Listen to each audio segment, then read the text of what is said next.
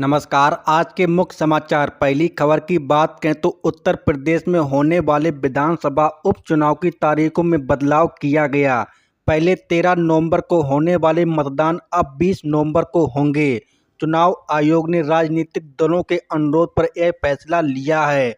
उत्तर प्रदेश के साथ साथ पंजाब और केरल में भी मतदान की तारीखों में बदलाव किया गया। मित्रों, अगली खबर। प्रधानमंत्री उज्ज्वला योजना तथा बीपीएल श्रेणी के परिवारों को 450 रुपये में एलपीजी सिलेंडर उपलब्ध कराया जा रहा। प्रधानमंत्री की पहल के कारण संभव हुई इस योजना का दायरा बढ़ाते हुए सभी राशन कार्ड गेहूं प्राप्त करने वाले परिवार अर्थात एनएफएसए के लाभांतकों को 450 रुपये में एलपीजी सिलेंडर उपलब्ध कराने की घोषणा की गई है। मित्रों, एनएफएसए परिवार की एलपीजी आईडी को उचित मूल्य दुकान पर स्थित पोस मशीन के माध्यम से सीडिंग का कार्य 5 नवंबर से 30 नवंबर तक चलेगा। मित्रों, अगली खबर। योगी सरकार ने बदले नियम, अब केंद्र नहीं यूपी की कमेटी करेगी नए डीजीपी का सिलेक्शन। यूपी में डीजीपी की तैनाती के लिए नियमावली तैयार हो गई है, जिसको योगी कैबिनेट से मंजूरी मिल गई है।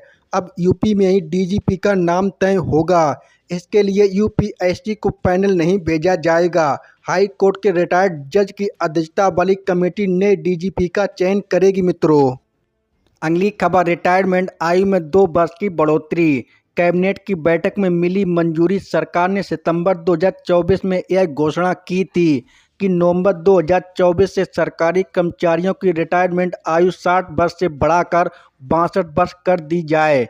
इस फैसले से लगभग 23 लाख केंद्रीय कर्मचारी सीधे तौर पर प्रभावित होंगे।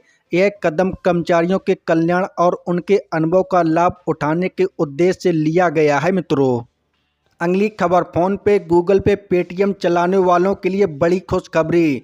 यूपीआई पर अब 5 लाख रुपए तक की सुविधा। भारतीय रिजर्व बैंक आरबीआई ने अपनी हालिया मॉनेटरी पॉलिसी कमेटी एमपीसी की बैठक में बड़े और महत्वपूर्ण फैसले लिए हैं, जो यूपीआई उपयोगकर्ताओं के लिए राहत और नई सुविधाएं लेकर आई है।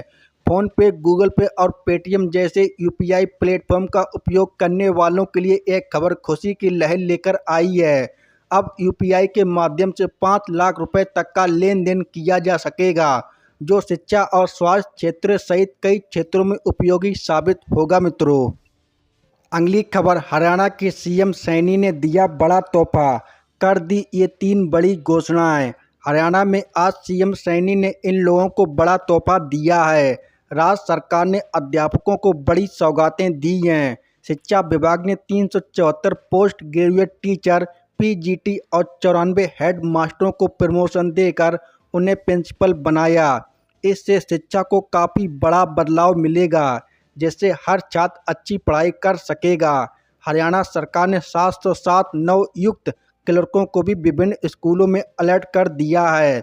नए क्लर्कों की तैनाती से स्कूलों की प्रशासनिक व्यवस्था में कुछ सुधार भी हो सकता है। इसके साथ ही शिक्षा प्रणाली भी बहुत बन सकती है। मित्रों, अगली खबर। खाते के फेर में फंसी 52,000 विद्यार्थियों की स्कॉलरशिप। 8 नवंबर तक बढ़ी आवेदन की डेट।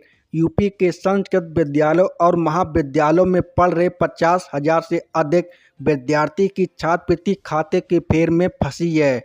1,21,977 विद्यार्थी संस्कृत का अध्ययन कर रहे हैं। मुख्यमंत्री योगी आदित्यनाथ ने 27 अक्टूबर को वाराणसी में संस्कृत विद्यार्थियों के लिए छात्रवृत्ति योजना शुरू करते हुए पहले चरण में 69,195 विद्यार्थियों को 586 लाख की छात्रवृत्ति का वितरण किया था। बचे हुए 52,782 विद्यार्थियों को योजना का लाभ दिलाने के लिए अफसर दिन रात एक किए हुए हैं। सिर्फ इन्हीं विद्यार्थियों को छात्रवृत्ति नहीं मिलेगी जिनकी उपस्थिति 75% से कम है या पिछली कक्षा में 50% अंक कम मिले हैं। आय सीमा का प्रतिबंध नहीं होने के कारण सभी छात्र इस योजना के दायरे में आ रहे हैं। सैकड़ों नेपाली छात्रों को भी नहीं मिलेगी छात्रवृत्ति। छात्रवृत्ति योजना का लाभ दूसरे देशों के विद्यार्थियों को नहीं मिलेगी। यूपी के गोरखपुर, काशी समेत अन्य जिले में तकरीबन 300 नेपाली विद्यार्थी संस्कृति का अध्ययन कर रहे हैं।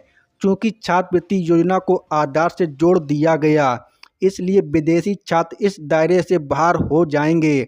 इसके अलावा उन विद्यार्थियों को भी छात्रवृत्ति नहीं मिलेगी जो किसी दूसरी योजना के तहत छात्रवृत्ति प्राप्त कर रहे हैं मित्रों। अगली खबर, भाजपा का संकल्प पत्र जारी।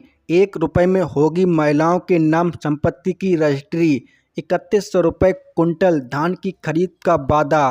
500 रुपये में गैस सिलेंडर। पेपर लीक मामले में होगी सीबीआई की जांच। संकल्प पत्र में की गई घोषणा के अनुसार गोगो दीदी योजना के तहत राज्य की हर महिलाओं को 21 रुपये हर महीने मिलेंगे। सालाना 25,000 रुपये दिए जाएंगे। लक्ष्मी जोहर योजना के तहत सभी परिवारों को 500 रुपये में गैस सिलेंडर और साल में 2 मुफ्त सिलेंडर मिलेंगे। सुनिश्चित रोजगार योजना के तहत 2,87,000 सरकारी पदों पर भर्ती की जाएगी और 5 लाख स्वरोजगार के अवसर दिए जाएंगे। नवंबर 2025 तक 1.5 लाख पदों पर भर्ती और वार्षिक कैलेंडर जारी किए जाएंगे। सपनों का घर साकार होगा, निःशुल्क बालू मिलेगा। संकल्प पत्र में अभ्यर्थियों को न्याय। जेएसएससी सीजीएल परीक्षा रद्द। प्रमुख पेपर लीक मामले में सीबीआई की जांच। जेपीएससी उपलब्ध की नियुक्त की जाएगी। झारखंड में अवैध बांग्लादेशी घुसपैठ मामलों का निपटारा। घुसपैठियों द्वारा कब्जा की गई आदिवासी जमीन की वापसी और आदिवासी महिलाओं से शादी करने वाले घुसपैठियों के बच्चों को आदिवासी का दर्जा नहीं दिया जाएगा मित्रों। महिलाओं के नाम पर 50 लाख रुपए तक की मूल्य की अंचल संपत्ति का निबंधन 1 रुपये में होगा। झारखंड में भ्रष्टाचार के खिलाफ जीरो टॉलरेंस नीति अपनाई जाएगी। जांच आयोग का गठन किया जाएगा। झारखंड में 2 सालों में नक्सलवाद का खत्म किया जाएगा। मुखिया का वेतन 2,500 से बढ़ाकर 5,000 रुपये किया जाएगा। 181 सीएम संवाद हेल्पलाइन नंबर फिर से बहाली किया जाएगा। सरकारी नौकरियां और शैक्षणिक संस्थानों में SC/ST आरक्षण यथावत। अन्य पिछड़ा वर्ग OBC के लिए 27% आरक्षण का प्रावधान किया जाएगा। देश के प्रमुख शहरों में राज्य से बाहर रहने वाले झारखंडियों की सुविधा के लिए झारखंड जौहर भवन बनाया जाएगा। वृद्ध, विधवा और दिव्यांगों के लिए 2500 तक की मासिक पेंशन योजना लागू की जाएगी। आदिवासी अधिकारों की गारंटी। UCC के दायरे से आदिवासी बाहर रहेंगे। पेशा कानून का क्रियान्वयन पर पंचायतों का सशक्तिकरण किया जाएगा। झारखंड के शीर्ष 5 पर्यटन स्थलों को अनुकूल राज्य बनाने के लिए भगवती सर्किट, बाबा बैद्यनाथ बासुकीनाथ का विकास। आदिवासी सर्किट एवं बेतला राष्ट्रीय उद्यान को इको टूरिज्म गंतव्य के रूप में विकास किया जाएगा। बेरोजगार युवाओं को सरकार 2 साल तक युवा सारथी योजना के तहत 2,000 रुपये प्रतिमाह भत्ता देगी। बीएड, नर्सिंग और अन्य व्यावसायिक पाठ्यक्रम की सुविधा निःशुल्क दी जाएगी। विस्थापन से पहले पुनर्वास सुनिश्चित करने के लिए पुनर्वास आयोग का गठन किया जाएगा। फूलो जानो पढ़ो बेटियों योजना के तहत गरीब और पिछड़े वर्ग की प्रत्येक बालिका को KG से PG तक मुफ्त शिक्षा दी जाएगी। प्रत्येक गर्भवती महिला को 6 पोषण किट और 21,000 रुपये की सहायता मातृ सुरक्षा योजना के तहत दी जाएगी।